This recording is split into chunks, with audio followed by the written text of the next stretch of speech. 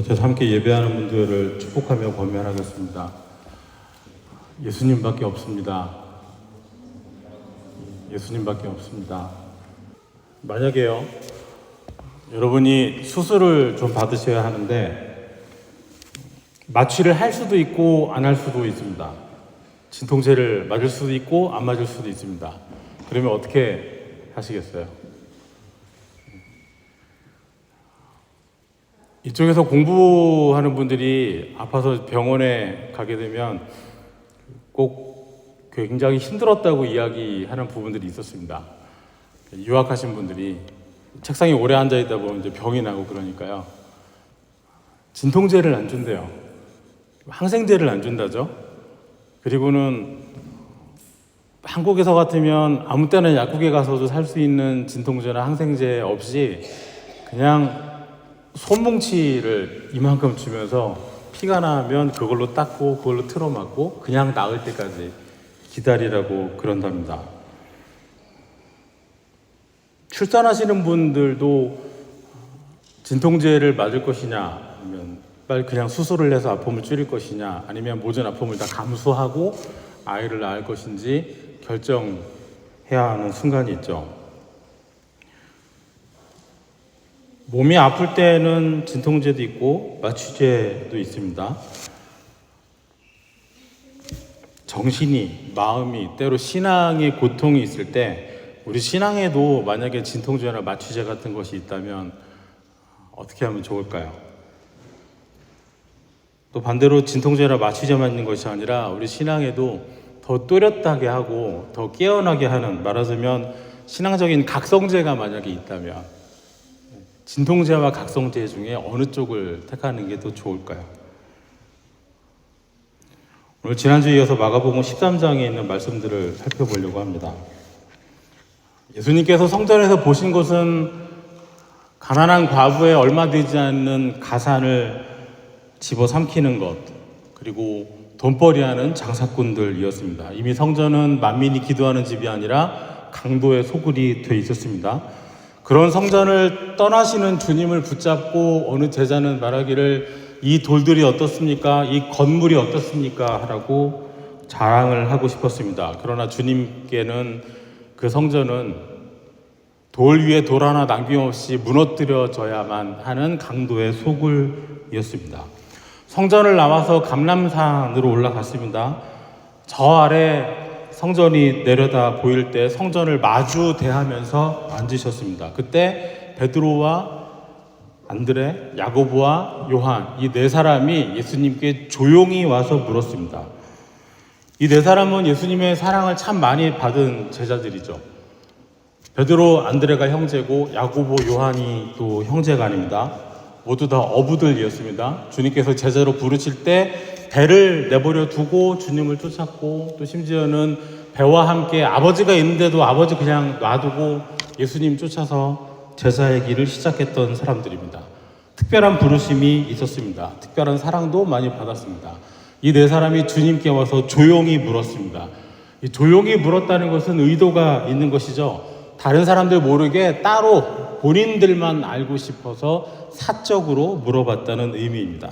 이들이 묻는 것은, 이들이 알고 싶은 것은 예수님께서 말씀하시는 성전이 무너지는 그때가 언제인가이고, 또 그때를 미리 알 수 있는 징조가 있다면, 만약 이런 일이 일어난다면 곧 성전이 무너지는 것이니 대비해야 한다, 그런 징조가 무엇이냐 하는 것이었습니다. 유대인들에게 징조는 아주 중요했습니다. 이미 구약시대에도 큰 일이 닥칠 때, 특히 나라가 망할 때에는 그 멸망을 앞두고 하나님께서 보이시는 징조가 있었습니다. 주로 선지자들이 하나님께서 드러내시는 징조를 전하는 일을 맡았고, 때로는 삶으로 그 행동으로서 본인 자신이 징조가 되기도 했었습니다. 에스겔 선지자 같은 경우에는요, 진흙으로 만든 이 흙판에다가 그림으로, 모형으로 예루살렘 성을 만들었어요. 지금 우리 애들로 치면 커다란 모형, 레고 같은 거죠. 그런 걸로 커다랗게 예루살렘 모형을, 성을 만들었습니다. 그리고 그 위에다, 성 주변에다가 흙을 쌓고요, 철판을 가져다가 성을 이렇게 둘러싸는 모양을 만들었어요. 그것이 무엇이겠습니까? 장차 예루살렘이 바벨론 군대에 의해서 포위될 것을 미리 보여주는 징조였습니다. 또 에스겔은 밤에 몰래 성벽에 구멍을 내고 탈출하는 것처럼 직접 그 흉내를 내야 했었고요. 또 포로가 되어 끌려가는 사람처럼 행동으로서 보여주기도 했습니다. 모든 것이 앞으로 예루살렘에 닥쳐올 일들에 대한 징조였습니다. 그러나 심판의 징조를, 멸망의 징조를 미리 보이셨다고 해서 사람들이 그 징조를 보고 마음을 돌이키거나 회개하는 일은 잘 없습니다. 멸망의 징조를 보이는 선지자의 행위는 두렵고 떨리는 마음으로 받아야 하는 하나님이 주시는 징조가 아니라 우스꽝스러운 바보 같은 행위로 보였고, 멸망을 눈앞에 두고 외치는 선지자의 외침은 헛소리 취급을 받았습니다. 징조의 목적은 경고이죠. 다가올 어려움을, 하나님의 심판을 미리 알리는 것입니다. 길을 가다가 위험을 알리는 신호가 있으면 우리 민감하게 봅니다. 잘 지킵니다. 그러나 신앙적인 징조, 영적인 경고 등은 자주 쉽게 무시하죠. 돌이켜보면 우리가 지나온 길에도 우리가 신앙적으로 길을 잃고 헤매거나 넘어졌던 그 근처에도 이미 하나님께서 우리에게 보여주셨던 신앙적인 영적인 경고등들이 많이 있지 않던가요? 미리 경고하실 때는 듣지 않던 사람들이 그 징조가 예고한 일들이 정말로 닥치면 들을까요? 에스겔이 보여준 징조를 비웃었던 사람들은 예레미야 선지자도 조롱했습니다. 멸망의 징조가 임박한 진노가 되어갈 때, 진짜 위기가 닥칠 때 사람들이 믿고 신뢰하는 것은 하나님의 말씀을 전하는 선지자가 아니라 오히려 거짓 선지자들입니다. 선지자들은 경고하지 않습니다. 앞으로 이런 일이 있을 것이라고, 어려움이 닥칠 것이라고 회개하라고 말하지 않습니다. 그저 괜찮다, 잘한다, 사랑이 있다, 안전하다, 잘 될 것이다 라는 말만 하죠. 사람들을 그렇게 미혹합니다. 징조를 묻는 제자들에게 주님께서는 성전이 무너질 때의 일들을 말씀하십니다. 멸망에 가증한 것이 서지 못할 곳에 서거든. 마태복음에서는 이 서지 못할 곳을 거룩한 곳이라고 하였습니다. 만약에 멸망에 가증한 것이 거룩한 곳에 서게 된다면 그때 유대에 있는 사람들은 산으로 도망하라 하셨습니다. 지붕 위에서 혹시 일하던 사람들은 집에 가서 물건 챙긴다고 집으로 들어가지 말고 즉시 도망가라고. 밭에서 일하던 사람들도 집에 뭐 가지러 가지 말고 곧바로 도망쳐야 한다고 말씀해 주셨습니다. 이 멸망에 가증한 것이라는 말은 구약 다니엘에도 있는데요. 이 말씀이 유대 역사 속에서 여러 번 이루어졌다고 유대인들은 여깁니다. 성전 안에 제우스 신상이 세워진 일도 있었습니다. 유대인들이 그렇게 그 많은 돼지의 피를 희생제물의 피처럼 뿌려서 제사하는 일도 있었습니다. 또 어떨 때는 제사장들이 죽임을 당하고 그 제사장들의 피를 받아서 양의 피 대신 뿌리는 일도 성전 안에서 있었습니다. 그러나 성전 안에 가증한 것이 세워질 때 즉시 도망쳐야 하는 그 일은 아직까지도 남아 있었습니다. 정말로 이 사람들이 그렇게 소중하게 여기는 성전이 무너질 때, 서기 70년 로마 군대에 의해서 유대 성전이 무너질 때였습니다. 성전 안에 로마 군단의 군기가 세워졌어요. 단순한 군대의 깃발이 아니고요. 그 깃발의 의미는 신으로서 숭배를 받는 로마 황제가 새겨진, 그러니까 우상의 역할을 하는 로마 군대의 깃발이었습니다. 주님께서는 제자들이 물었던 정말 세상의 끝날에 있을 일들도 말씀해 주셨습니다. 해가 누워지고 달이 빛을 내지 못한다 하였습니다. 하늘에서 별들이 떨어지고 하늘의 권능들이 흔들린다 하였습니다. 그때 인자가 구름을 타고 큰 영광 가운데 큰 권능으로 다시 오신다고 하셨습니다. 천사들을 보내셔서 하나님께서 택하신 사람들을 땅끝에서부터 하늘 끝까지 불러 모으신다고 하셨습니다. 우리가 익숙하게 들어서 알고 있는 종말의 때 예수님께서 다시 이 땅에 오실 때 일어날 그 일들입니다. 그러나 이 말씀들 가운데 제자들에게 감추시는 것이 하나 있습니다. 32절에 그러나 그날과 그때는 아무도 모르나니 하늘에 있는 천사들도 아들도 모르고 아버지만 아시느니라. 제자들은 자꾸 때를 묻습니다. 언제입니까? 언제 됩니까? 예수님 부활하신 이후에도 주님께서 이제 부활까지 하셨으니 주님의 나라를 이 땅에 이루시는 그때가 언제 되겠습니까? 그때도 주님께서는 때와 시기는 아버지께서 자기의 권한을 주셨더니 너희가 알 바 아니라고까지 말씀하시죠. 그리고 오늘 본문에서는 때를 아는 것 대신에 제자들이 정말로 해야 되는 것을 말씀해 주시죠. 33절에 우리 함께 읽겠습니다. 주의하라, 깨어있으라, 그때가 언제인지 알지 못함이라. 징조를 보고 감지하고 싶었습니다. 아예 그때가 언제인지 묻고 싶었습니다. 그러나 제자들이 해야 할 것은 때를 아는 것도 아니고 징조를 아는 것도 아니고 깨어 있는 것입니다. 제자들이 조용히 물었던, 조용히 다른 사람들 빼놓고 사적으로 물었던 대화는 이렇게 끝이 납니다. 37절에 깨어있으라, 내가 너희에게 하는 이 말은 모든 사람에게 하는 말이니라 하시니라. 조용히 물었잖아요. 우리만 알고 싶어서 물었잖아요. 근데 예수님은 모든 사람에게 하는 말이라고 하세요. 뭔가 뒤통수를 한 대 맞는 것 같지 않으신가요? 조용히 묻는 거 그런 거 하지 말라고요. 때를 묻는데 모른다. 니네가 알 바 아니다. 너희가 해야 할 것은 주의해라. 깨어 있어라. 각성하고 있어라. 시선을 좀 옮겨보겠습니다. 감람산 위에서 있었던 이 일은, 이 사건은 마가에 의해서 기록이 돼서 오늘 우리가 마가복음이라고 부르는 책으로 묶여 있습니다. 마가복음은 적어도 기원후 64년부터 70년 사이 기간에 기록이 됐습니다. 그리고 마가복음이 기록이 되던 바로 그때는 정말로 예수님께서 말씀하신 일들이 실제로 현실 속에서 일어나고 있는 때였습니다. 하늘에서 별이 떨어지진 않았어요. 달이 빛을 잃지는 않았습니다. 그것은 정말 마지막 때 있을 일이고요. 그때 예루살렘에는 전쟁이 있었습니다.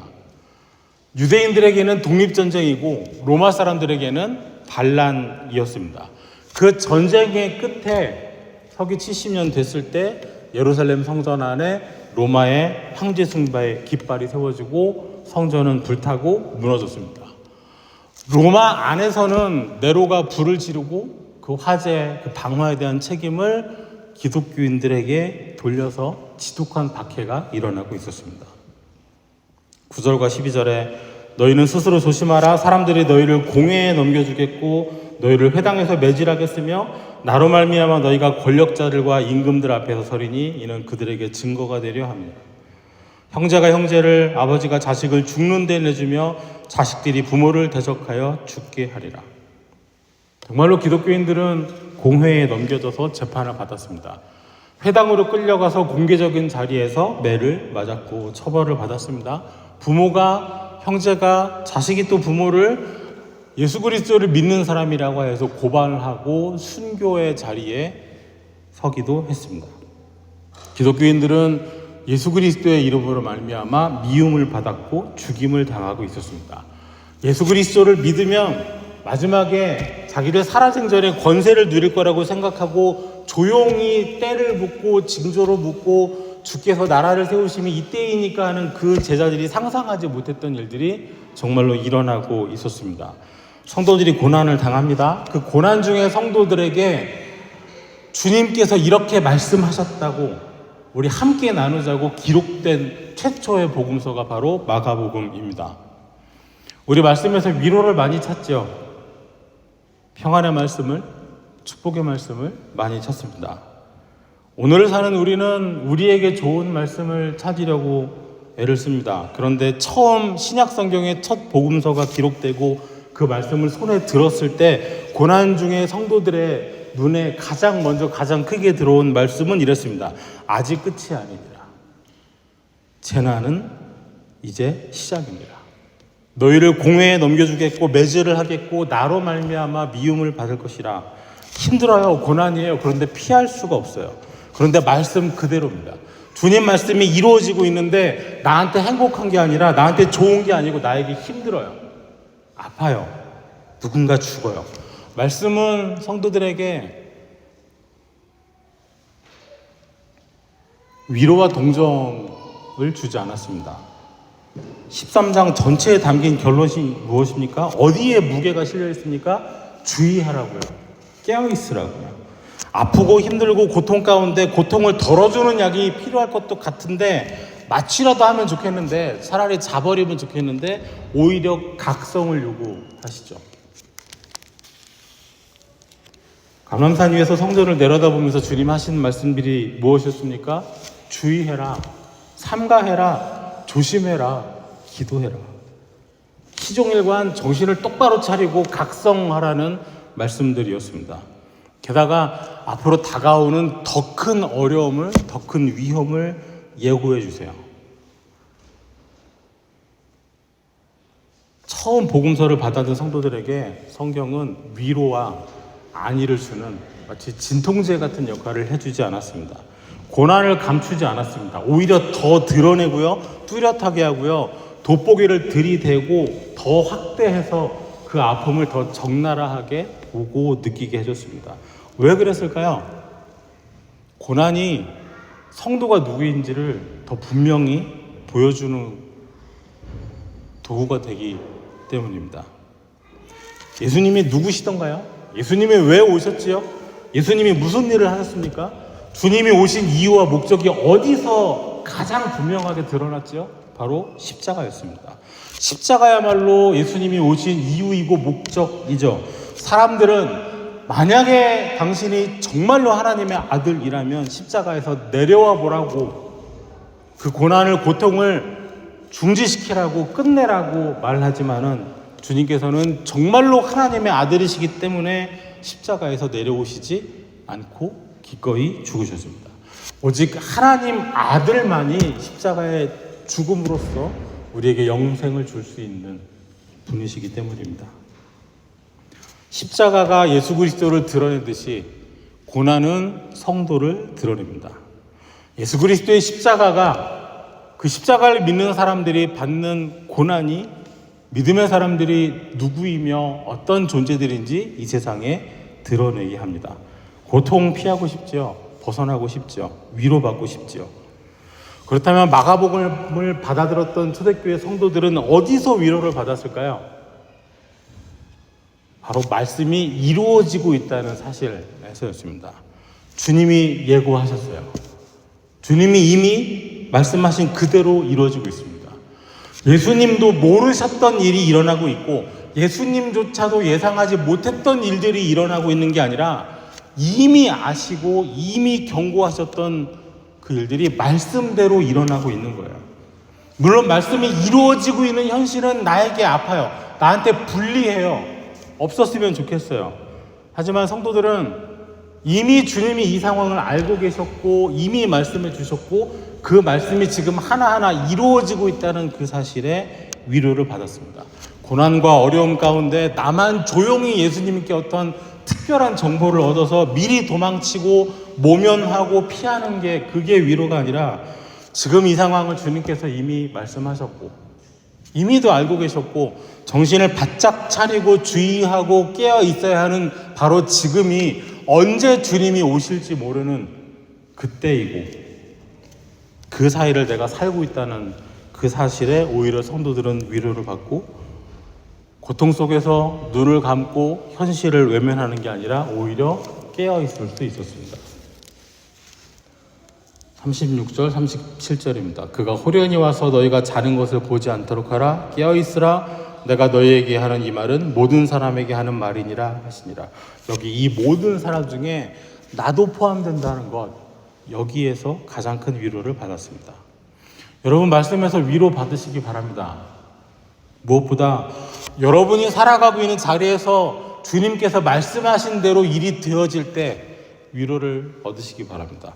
말씀대로 살려고 할 때, 예수님 뜻대로 살려고 할 때 내가 손해봐요. 내가 불리해요. 오히려 내가 다쳐요. 말씀이 그대로 이루어질 때. 어려움 가운데 있는, 견디고 있는 믿음의 사람들을 미혹하려고 하는 거짓된 이단들이 있고, 예수 그리스도의 이름으로 말미암아 미움받는 일이 정말로 생길 때, 그때가 우리가 정말로 위로를 얻을 수 있는 순간이 아닐까요? 내가 사는 세상이 돈으로만 돌아가는 게 아니라, 내가 사는 자리가 이 세상의 어떤 힘에 의해서만 되는 게 아니라, 주님께서 이미 아시고 주님께서 말씀하신 대로 이 현실이 이루어지고 있다는 사실, 그리고 바로 그 주님을 내가 믿고 사랑한다는 것, 그것이 우리에게 가장 큰 위로가 될 줄 믿습니다. 사람들이 교회에서 찾기를 원하는 것, 성경에서 발견하기 원하는 것, 위로와 안위, 평안과 축복, 성경적인 말들이고 신앙적인 의미가 씌워진 여러 가지 말들이 있습니다만은, 사실 진통제나 마취제 같은 것일 때가 많이 있습니다. 하지만 우리가 여러 곳에서 확인할 수 있듯이 주님의 말씀은 있는 고통을 덜어주고 무감각하게 만들고 외면할 수 있게 눈을 감고 있는 것을 없는 것처럼 만드는 것이 아니라 오히려 더 뚜렷하게 깨어있게 하고 각성시키는 것이죠. 고난 중에 마취제, 진통제 주는 것이 아니라 오히려 말씀을 기억하면서 말씀이 이루어지는 것을 두 눈으로 똑바로 볼 수 있도록 깨어있게 하십니다. 깨어있는 것은 참 힘든 일이죠. 말씀을 들었다고 해서, 읽었다고 해서 즉시 사람이 각성이 되고 정신이 차려지고, 우리 예전에 자주 들었던 말이죠. 영적 대각성 집회, 이런 거 많이 있었잖아요. 흔히 말하는 그런 각성 상태가 이어지면 얼마나 좋을까요? 잘 안 됩니다. 어렵습니다. 사람이 깨어있는 것은 정말 힘이 들어야 가능한 일입니다. 첫 복음서를 받아든 성도들 역시 깨어있으라 하였으나 깨어있지 못하는 사람들을 곧 만나게 됩니다. 제자들은 깨어있으라는 말씀을 지금 들었죠. 그리고 얼마 되지 않아서 또다시 주님으로부터 제발 좀 깨어있으라는 부탁의 말씀을 들었습니다. 14장 34절에 말씀하시되 내 마음이 심히 고민하여 죽게 되었으니 너희는 여기 머물러 깨어있으라 하시고, 그러나 이 이후에 마가복음을 받아든 성도들이 본 것은 37절에 돌아오사 제자들이 자는 것을 보시고 베드로에게 말씀하시되 시보나 자느냐? 내가 1시간도 깨어있을 수 없더냐. 언제 있던 일인가요? 주님께서 잡히시기 전에 피를 땀으로 흘리시며 기도하던 그 밤입니다. 어디서 일어난 일입니까? 바로 그 감람산, 바로 거기에 있는 겟세마네 동산입니다. 이때 깨어있지 못하고 자버린 제자들이 누구죠? 베드로, 야고보, 요한, 안드레는 아예 그 자리에 데려가시지도 않았어요. 예수님 찾아와서 조용히 물었던 바로 그 사람들이, 깨어있으라는 말을 들었던 그 사람들이 오히려 깨어있지 못했습니다. 누가 주님 말씀대로 끝까지 깨어있을 수 있는지, 누가 주님의 명령에 순종하여 깨어있는 자가 될 것인가 우리에게 물어보는 것 같습니다. 우리 주님께 묻습니다. 우리도 우리만 조용히 주님께 묻는 것 좋아합니다. 문제가 해결될 때를 알고 싶기도 하고, 그 일들이 언제 해결될지, 어떻게 풀어질지 그 때도 징조도 알고 싶습니다. 어려운 일은 피하고 싶고 고난은 면하고 싶습니다. 그러나 조용히 물은 제자들에게 주님께서 주신 말씀, 주의하라고, 깨어있으라고 하신 것처럼 우리에게도 같은 말씀을 주시죠. 오늘 말씀은 우리에게 한 가지 단어를 말합니다. 깨어있음, 각성입니다. 고통과 고난 중에 마취되는 것이 아니라, 회피하는 것이 아니라 두 눈을 부릅뜨고 그 고난을 마주하면서 오히려 더 큰 고난과 고통 속에 십자가의 죽으심으로 나를 살려내신 그 예수 그리스도를 묵상하며 깨어있는 성도 될 것을 우리에게 주문하십니다. 오늘 이 말씀을 기억함으로 여러분의 신앙이 잠들지 아니하고 잠자는 자가 되지 아니하고, 어느 때 호련히 주님 오시더라도 깨어있는 우리들의 믿음을 보실 수 있기를 구합니다. 기도하겠습니다. 주님, 우리가 주의하여 주님 말씀에 주의하여 깨어있게 하여 주옵소서. 주님 호련히 오셨을 때 우리 잠들어 있지 아니하고 우리의 믿음이, 우리의 행위가 깨어있는 상태이게 하여 주옵소서. 우리 살아가는 자리에 주님의 말씀이 이루어지는 것이 우리에게 가장 큰 위로가 되게 하여 주시옵소서. 우리가 주님 앞에 나아가 조용히 묻는 것이 우리의 믿음이 깨어있음을 보여줄 수 있는 물음이 되게 하여 주옵소서. 예수님 이름으로 기도하옵나이다. 아멘.